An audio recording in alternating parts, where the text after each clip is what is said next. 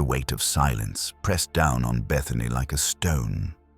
In the shadowed corners of ancient Palestine, where the dust of centuries mingled with the tears of the faithful, a story began that would shake the foundations of death itself.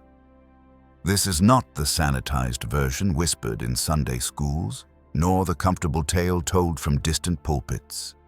This is the raw, unfiltered account of a man who crossed into darkness and returned bearing secrets that would make both heaven and hell tremble. Lazarus of Bethany. The name itself carries the echo of eternity, yet most know only fragments of his story. They speak of his death, yes, and of his miraculous return. But what of the man himself? What of the weight he carried after breathing again? What of the silence that became his burden and his protection? Today, we pull back the veil on one of Scripture's most profound mysteries. We'll uncover why Jesus delayed his coming, what Lazarus witnessed in the realm beyond life, and most disturbingly, why those who celebrated his resurrection later plotted his assassination. This is not merely a story about conquering death. This is about identity, purpose, and the terrible price of divine intervention. But before we descend into this journey that will challenge everything you thought you knew about life, death, and resurrection, let me ask you something. Are you prepared to encounter truth that religious tradition has kept hidden? Are you ready to walk with a man who knew death intimately and discovered that returning to life was only the beginning of his trials? The house in Bethany had always been a place of warmth, where laughter echoed through stone walls and the aroma of Martha's bread welcomed both friend and stranger. Here, Jesus often found refuge from the crushing demands of ministry, reclining at tables heavy with simple food and rich conversation. Mary would sit at his feet, drinking in every word, while Martha bustled about ensuring everyone's comfort. And Lazarus, their brother, would listen with the quiet intensity of one who understood that these moments of peace were precious and fleeting. But on this particular morning, something had shifted. The light seemed dimmer somehow, filtered through windows that had witnessed countless dawns, but never one quite like this.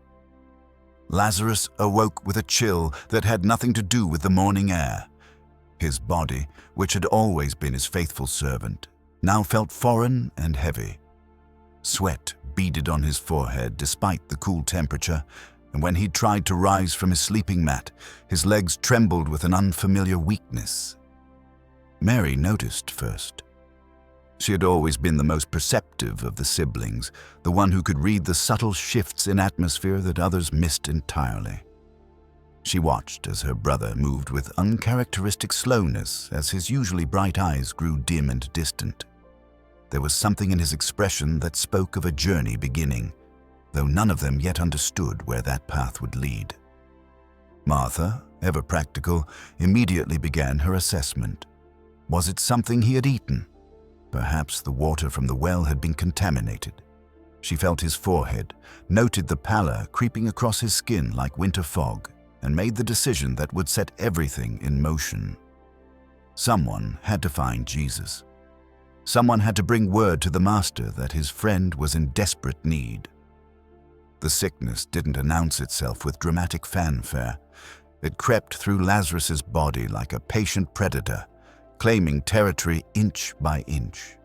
His appetite vanished first, then his strength began to ebb like water seeping through cracked stone.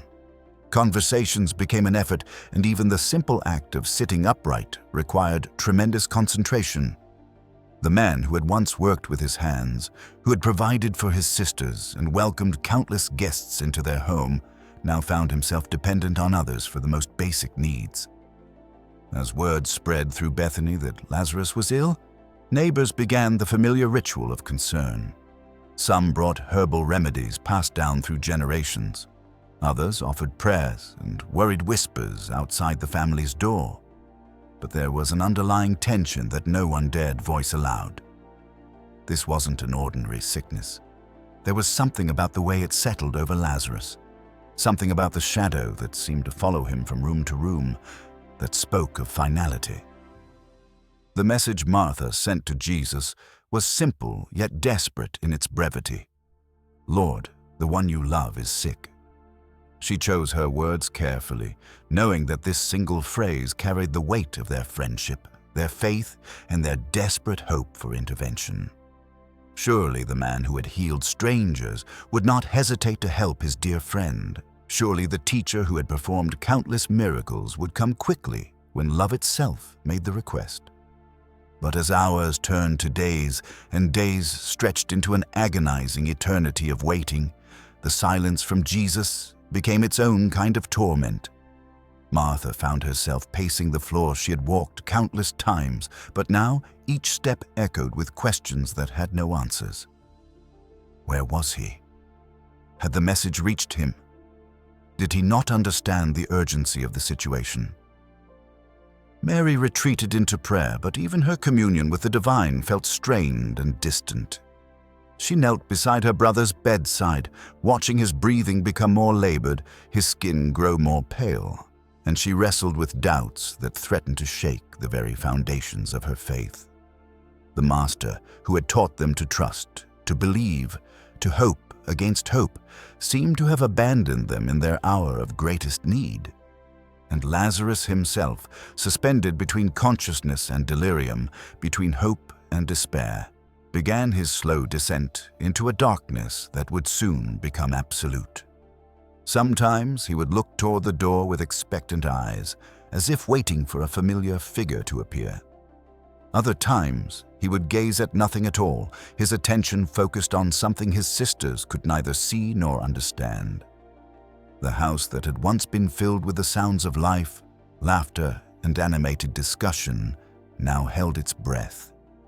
Even the very walls seemed to lean in, listening for some sign that deliverance was coming. But the road to Bethany remained empty, and the silence stretched on like a prayer that heaven had chosen not to answer. As the sun set on what would be Lazarus's final conscious day, he managed to speak his sister's name one last time. Mary leaned close, hoping for some final words of comfort or revelation. Instead, she heard only the whispered question that would haunt her dreams. Why hasn't he come? That night, as shadows deepened and hope flickered like a dying flame, Lazarus closed his eyes for what everyone believed would be the last time. His breathing, which had been their constant companion for days, finally found its rhythm in the eternal silence that awaited all humanity. Death had claimed another victory, and the household of Bethany joined the countless generations who had learned that love, no matter how deep, could not always conquer the grave. But this was not an ending. This was merely the first movement in a symphony that would crescendo with such power that death itself would be forced to release its grip.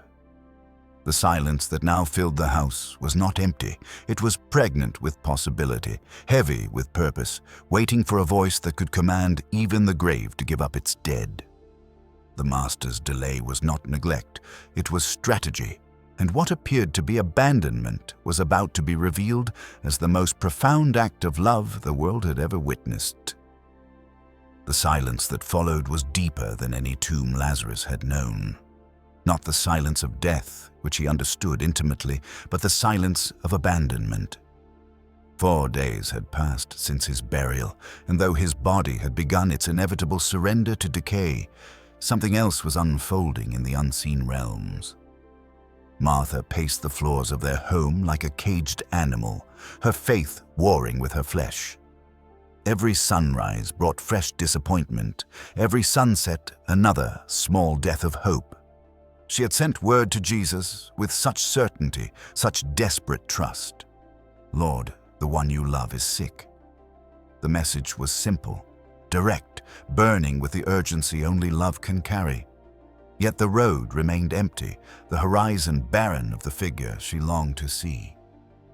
Mary had retreated into a silence that matched her brother's tomb.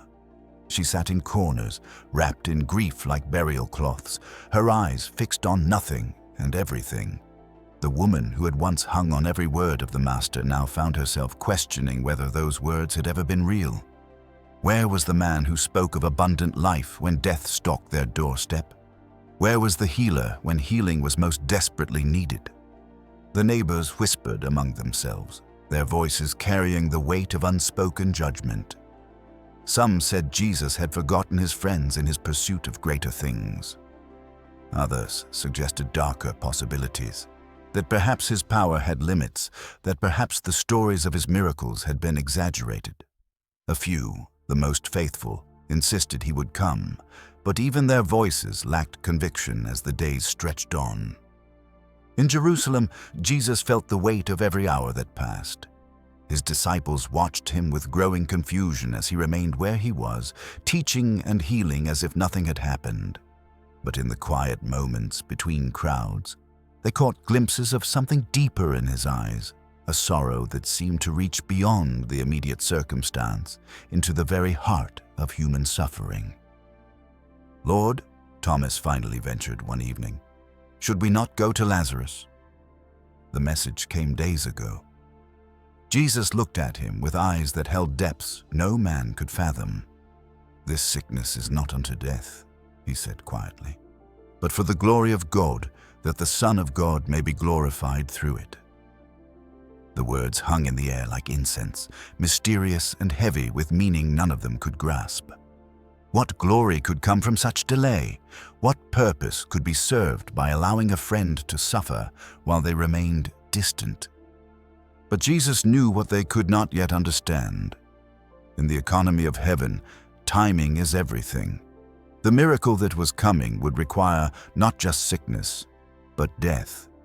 Not just death, but the kind of death that leaves no room for doubt, no possibility of natural explanation. 4 days in the tomb would ensure that when life returned, it would be unmistakably divine. As Lazarus lay wrapped in burial cloths, his body surrendering to the corruption that claims all flesh, the stage was being set for something unprecedented. The delay that seemed like abandonment was actually preparation. The silence that felt like rejection was actually the deep breath before the storm. Heaven was gathering its forces for an assault on death itself.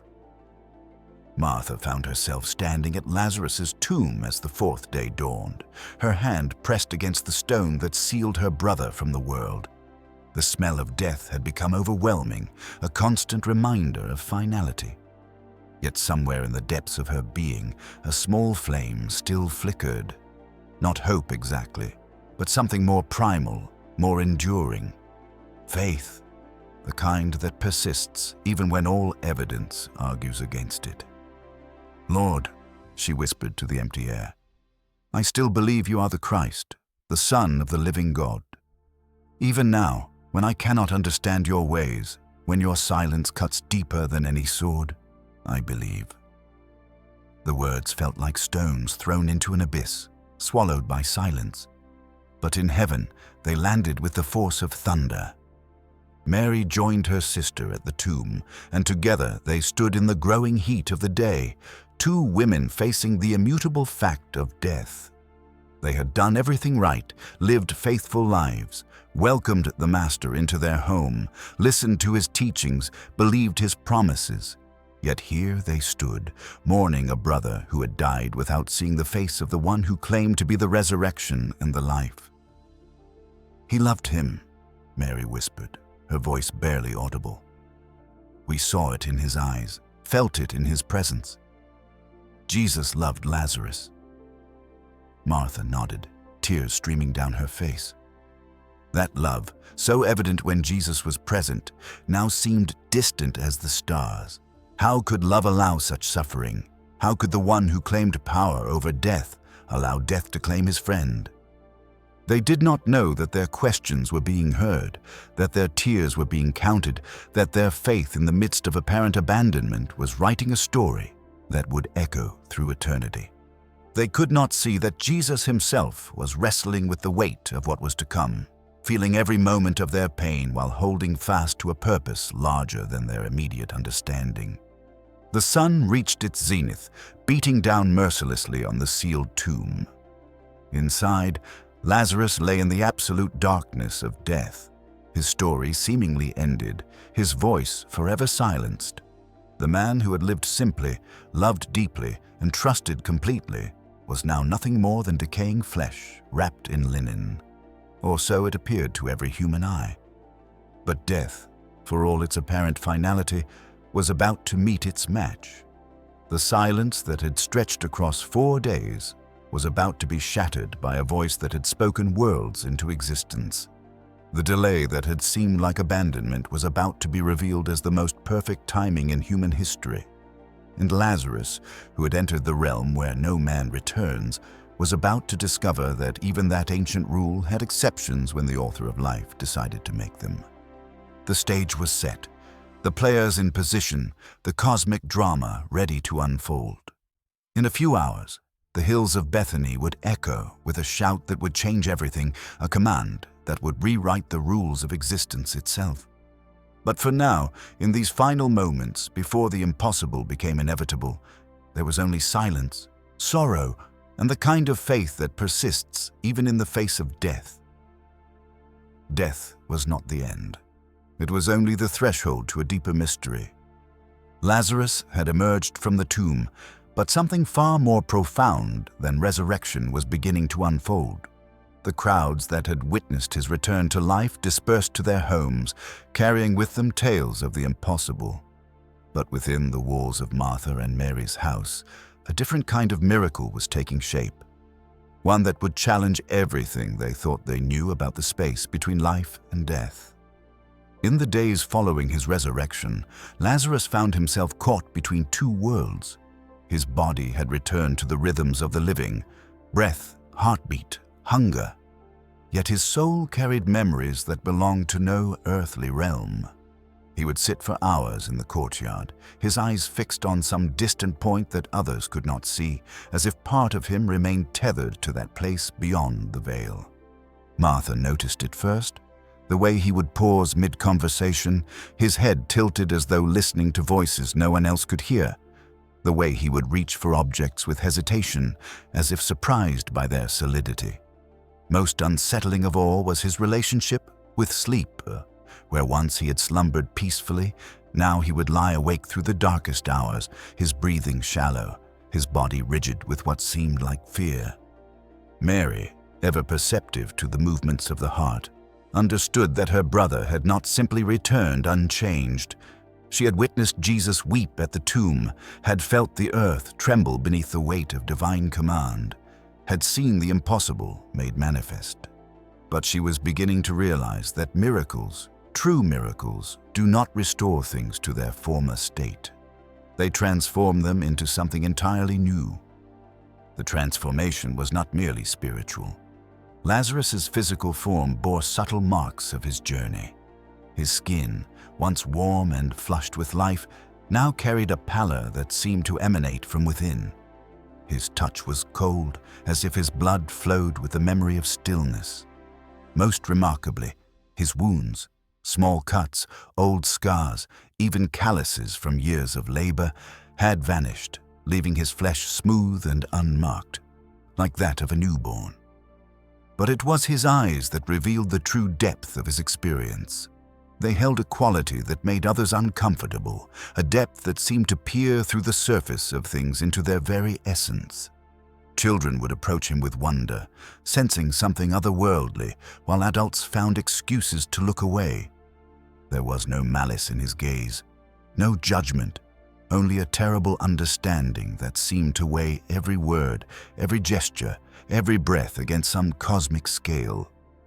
As word of the resurrection spread throughout Judea, pilgrims began arriving in Bethany. They came seeking answers, hoping for revelations about the afterlife, desperate for assurance about their own mortality. They found instead a man who spoke in riddles when he spoke at all, whose very presence raised more questions than it answered. One afternoon, a learned Pharisee arrived at their door, his robes marking him as a man of significant standing. He had traveled from Jerusalem specifically to interrogate Lazarus about his experience, hoping to find either confirmation of their teachings or grounds for dismissal. "Tell me," the Pharisee demanded, settling into the chair Martha had provided. "What did you see in the realm of the dead? Did you encounter the patriarchs? Was there judgment? Was there light?" Lazarus regarded him with those penetrating eyes, then slowly shook his head. "You ask the wrong questions." "Then what should I ask?" "Ask instead why the living fear death more than the dead fear life." The Pharisee leaned forward, intrigued despite himself. "What do you mean?" "Death," Lazarus said softly, "is not the opposite of life. It is the deepest form of waiting." These cryptic responses only fueled the growing legends surrounding him. Some declared him a prophet, others whispered that he was no longer fully human. The most devout saw in him a sign of the coming kingdom, while skeptics suggested he had never truly died at all. But perhaps the most disturbing aspect of Lazarus's return was how it affected those closest to him. Martha found herself unable to mourn properly, not just for the brother she had lost, but for the brother who had returned, changed beyond recognition. She loved him fiercely, but she also grieved for the man he had been, the easy laughter and simple joys that seemed to have been left behind in the tomb. Mary struggled with different questions. She had anointed Jesus with precious oil, an act of devotion that had scandalized onlookers. Now she wondered if her brother's resurrection was somehow connected to that moment of worship, if the price of one miracle was bound to another in ways she could not comprehend.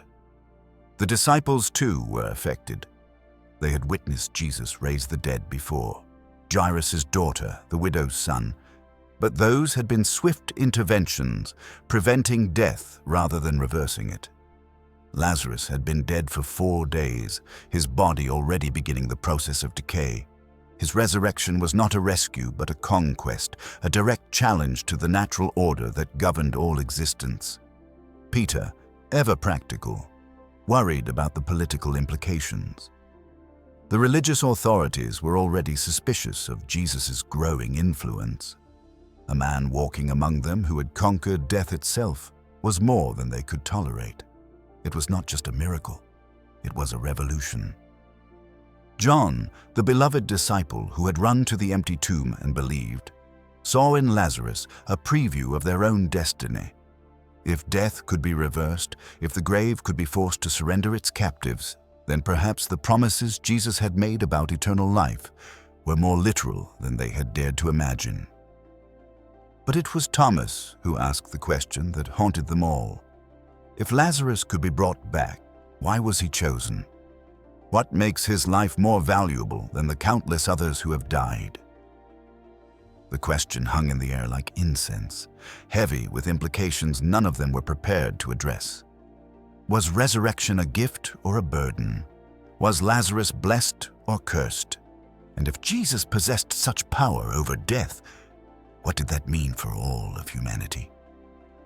As the weeks passed, these questions only grew more pressing. Lazarus began to experience what could only be described as episodes. Moments when his consciousness seemed to slip away from the present, his body becoming rigid, his breathing so shallow as to be almost imperceptible.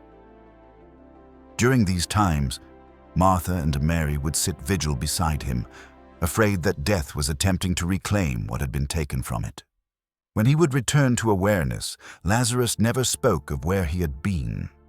But his eyes would be filled with tears, and he would reach for his sister's hands with desperate urgency, as if anchoring himself to the world of the living through their touch. It was during one of these episodes that Mary finally understood the true nature of her brother's transformation. He was not simply a man who had returned from death. He was a bridge between worlds, a living connection to the mystery that awaited them all. His silence was not emptiness, but fullness, containing truths too vast for human language. The realization filled her with both wonder and terror. If Lazarus was indeed such a bridge, then his very existence challenged the fundamental assumptions about life and death that had governed human understanding since the beginning of time. He was living proof that the boundaries they had accepted as absolute were, in fact, permeable. This understanding would prove more dangerous than any of them could have imagined, For if death was not final, if the grave could not hold its captives, then the entire structure of religious and political authority, built upon humanity's fear of mortality, was suddenly and catastrophically threatened. The storm that was gathering around Jesus was about to engulf them all, and Lazarus, the man who had conquered death, would find himself at the very center of a conflict that would determine the fate of the world. The weight of existence pressed down like the stone that had once sealed his tomb. Lazarus sat in the gathering darkness of his small dwelling, the oil lamp casting shadows that danced like memories across weathered walls. 4 days he had been gone from this world, 4 days in a place where time held no meaning, where silence was not the absence of sound, but the presence of something far more profound. Since his return, since that voice had torn through the veil between worlds and called his name with divine authority, nothing had been the same. The miracle had shattered more than death itself. It had fractured the very foundations of what men believed possible, what religious leaders could control, what the human heart could comprehend. He touched his chest, feeling the steady rhythm that had once ceased entirely. The heartbeat was real, the breath was warm, the flesh was solid. Yet something within him remained forever changed, marked by an experience that defied every attempt at explanation. He was alive, yes, but he was also something else entirely. A bridge between worlds, a living testament to powers that made kingdoms tremble. Martha moved quietly in the adjoining room, her footsteps careful and deliberate. She had learned to read his silences, to recognize when the weight of his impossible existence pressed heaviest upon his shoulders. Mary sat in her corner, her fingers working thread into patterns that seemed to mirror the complexity of faith itself, creating beauty from chaos, order from confusion. The house felt smaller now, not from any physical change, but from the magnitude of what it contained. This was where death had been defeated, where the impossible had bowed to divine will, where a man had walked from darkness into light at the command of one who claimed dominion over eternity itself. The very stones seemed to whisper of that day. Outside, Bethany continued its ancient rhythms. Children played in dusty streets, merchants hawked their wares, pilgrims passed through on their way to Jerusalem. Life moved forward as it always had, yet for those who knew what had transpired here, everything carried new weight. Every breath was a gift, every sunrise a reminder that death's grip was not as final as humanity had believed. Lazarus rose slowly, his movements deliberate. The physical act of standing still carried echoes of that first moment when he had obeyed the command to emerge from his tomb. Every step was a defiance of natural law, every breath a continuation of the impossible. He walked to the window and gazed out at the hills where sheep grazed peacefully under stars that had witnessed the miracle. The religious authorities had not forgotten. Their spies still watched from shadows, their whispered conversation still carried his name like a curse. To them, he represented more than just a disruption of their understanding. He was evidence of a power they could not contain, could not explain, could not dismiss. His very existence challenged everything they had built their authority upon. He remembered the faces of those who had been present at his resurrection, the awe, the terror, the confusion that had warped their features as they watched a dead man walk. Some had fallen to their knees in worship, others had fled in fear, still others had stood frozen in disbelief. But all had been changed by what they witnessed. None could return to their previous understanding of life and death. The silence that had marked him since his return was not born of trauma or confusion. It was the silence of one who had seen beyond the veil and found human language insufficient to contain such revelation. How could words capture the experience of existing beyond existence? How could mere syllables convey the weight of divine intervention? His silence was not emptiness, but fullness, not absence, but overwhelming presence. Yet in this silence, purpose was taking shape. Not the loud, declarative purpose of prophets and kings, but something quieter and perhaps more profound. He was becoming a living parable, a walking testament to truths that transcended human comprehension. His mere presence spoke volumes that no sermon could match. His quiet endurance proclaimed victories that no battle cry could announce. The lamp flame flickered, casting new patterns of light and shadow. In those dancing shapes, Lazarus saw reflections of his journey. The descent into death's domain, the absolute stillness of that place beyond times, the sudden, overwhelming return to sensation and breath and heartbeat. Each memory was both terrible and beautiful, each moment a chapter in a story that belonged not just to him, but to all humanity. Martha appeared in the doorway, her expression gentle but concerned. She had watched him wrestle with these thoughts night after night, seen him carry burdens that no other human could understand. Her love for her brother had not diminished with his resurrection, but it had deepened, complicated by the knowledge that he was no longer entirely the man she had known. "The evening meal is ready," she said softly, her voice carrying the same careful tone she had used in those terrible days before his death. There was reverence in her words now, not because she worshipped her brother, but because she recognized that he had become something unprecedented in human experience. Lazarus nodded, turning from the window. As he moved toward the simple table where bread waited, he felt the weight of his calling settling upon him like a mantle. He was no longer just Lazarus of Bethany, brother to Martha and Mary. He was Lazarus the resurrected, the one who had crossed the ultimate boundary and returned to tell of it through his very existence. The bread was warm, the wine rich with the taste of earth and sun. As he ate, he thought of another table, another meal, where the one who had called him from death had spoken of his own approaching sacrifice. The irony was not lost on him. He who had been saved from death now lived in a world where his Savior had chosen to embrace it. Yet even that sacrifice had not been final. Just as Lazarus had emerged from his tomb, so too had Jesus conquered the grave. Death, it seemed, was not the end of the story, but merely a chapter in a narrative too vast for human minds to fully grasp. This knowledge filled Lazarus with both comfort and responsibility. He was not just a recipient of miracle, but a guardian of its meaning. As night deepened and the household settled into rest, Lazarus remained awake.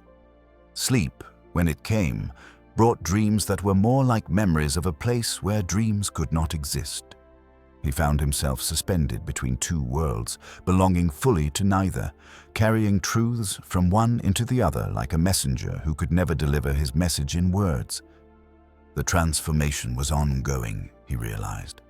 The miracle had not simply restored his previous life, but had begun something entirely new. Each day brought subtle changes, not in his flesh, but in his understanding, his perception, his very being. He was becoming something the world had never seen before, a bridge between mortality and eternity, a living demonstration that the boundaries humanity accepted as absolute were, in fact, permeable. In the depths of night, as Bethany slept around him, Lazarus felt the presence of the one who had called him forth. Not visible, not audible, but undeniably real. It was a presence that seemed to say without words that the story was far from over, that the miracle was not a moment, but a process, that the true revelation of what it meant to live after death was only beginning to unfold. He closed his eyes and felt the peace that came from surrendering to purposes greater than his own understanding. Whatever lay ahead, whatever his role in the unfolding drama of divine intervention in human history, he would face it with the quiet strength that came from having already faced the ultimate unknown and emerged victorious. The night stretched on, and Lazarus waited, as he had learned to do, for the next movement in a symphony of redemption that had begun with a voice calling his name from the depths of death itself. The weight of resurrection pressed upon Lazarus like a garment that no longer fit. 4 days in the tomb had changed him in ways that went beyond the miracle itself. His sisters saw it first. the way his eyes lingered on distant horizons, how his voice carried undertones of otherworldly knowledge, the careful manner in which he chose his words, as if speaking required translation from a language only he understood. In the weeks following his return, Bethany became a pilgrimage site. Curious seekers, desperate mourners, and skeptical Pharisees all found their way to the modest home where death had been conquered. They came expecting revelations, dramatic testimonies, detailed accounts of heavenly visions. Instead, they found a man who spoke in whispers when he spoke at all, whose silence held more weight than their loudest proclamations. Martha noticed how Lazarus would sometimes stop mid-conversation, his head tilted as if listening to voices no one else could hear.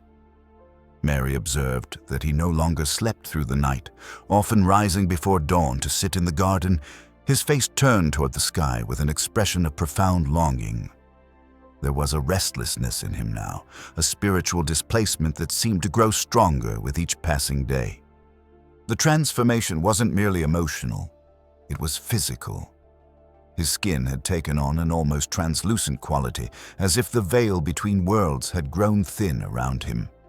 His touch carried an unusual warmth, and children who had once played at his feet now approached with reverent caution. Even the animals seemed to sense something different. Birds would perch nearby without fear, and stray dogs would lie peacefully at his feet. But perhaps the most profound change was in his relationship with time itself. Lazarus moved through his days with the patience of eternity, yet also with the urgency of someone who understood how precious each moment truly was. He would spend hours examining a single flower, tracing its petals with fingers that had known the cold of death. He would sit with the sick and dying, offering comfort not through words, but through presence, his very being a testament to hope beyond the grave.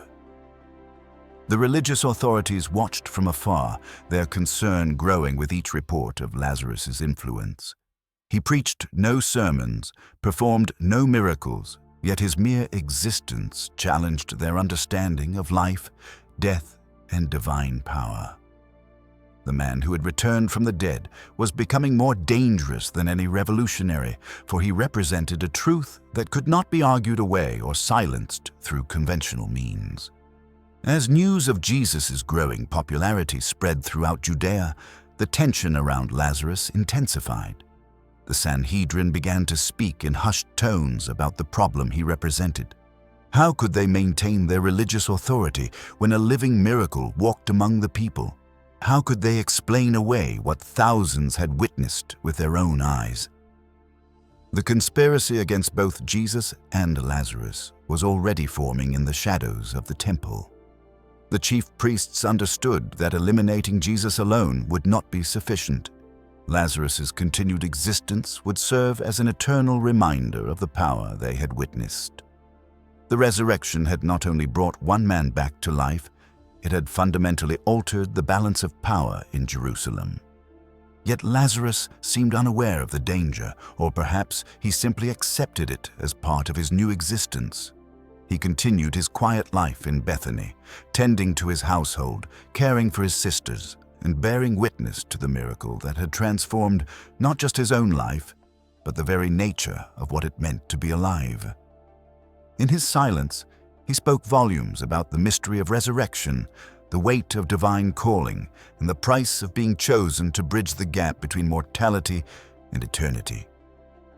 The man who had heard his name called from the depths of death now waited to hear what God would ask of him next. And so we reached the end of our journey through the hidden story of Lazarus. But perhaps the most profound truth lies not in what we've discovered, but in what remains forever changed within us. The transformation of Lazarus was never complete in the tomb. It began there, yes, but it continued through every silent day that followed.